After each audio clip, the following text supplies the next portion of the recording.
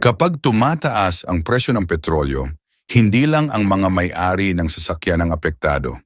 Dahil ang fuel ay isa sa mga pangunahing input sa halos lahat ng aspeto ng ekonomiya, nagkakaroon ito ng domino effect o chain reaction. At paano nga ba ito nakakaapekto sa buong mundo? Una, pagtaas ng pamasahe at transportasyon.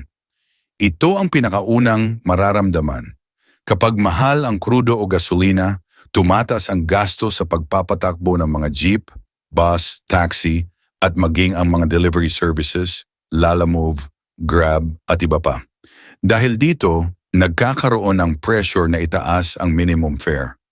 Ikalawa, pagtaas ng presyo ng bilihin, inflation. Karamihan ng mga produkto sa palengke at supermarket ay ibinibiyahe gamit ang mga truck mula sa mga probinsya o pier.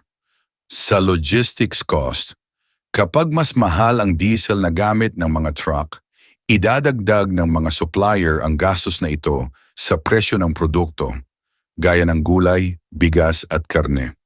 Sa manufacturing naman, maraming planta ang gumagamit ng makinarya na tumatakbo sa fuel o kuryente, na minsan ay galing din sa oil-fired power plants, kaya tumataas din ang cost of production.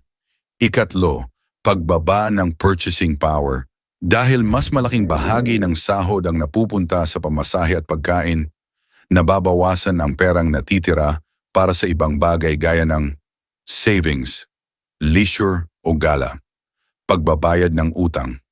Ikaapat, epekto sa serbisyo at utility.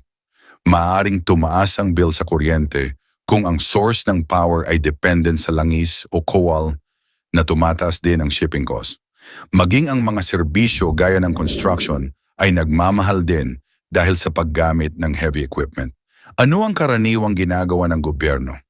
Sa mga ganitong pagkakataon, madalas nating naririnig ang mga sumusunod na hakbang. Sa fuel subsidy, ayuda para sa mga public utility drivers. Sa pantawid pasada naman, mga discount card para sa petrolyo. Sa interest rate adjustment, itataas ng Bangko Sentral ang interest rates para pigilan ang sobrang bilis na pagtaas ng inflation.